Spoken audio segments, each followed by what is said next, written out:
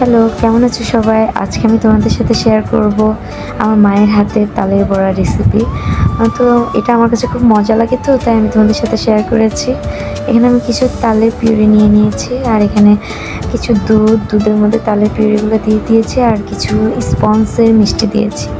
আর আমার মা কিছু নারকেল দিয়ে দিয়েছে, আর কিছু ময়দা দিয়ে এর মধ্যে হচ্ছে দুধের গুঁড়া দিয়ে দিয়েছে, আর দিয়ে দিচ্ছে পরিমাণ মতো চিনি দিয়ে এটাকে ভালো করে একটা পিউরি তৈরি করে নিয়েছে। এখন একটি কড়াইয়ে তেল দিয়ে দিয়েছে।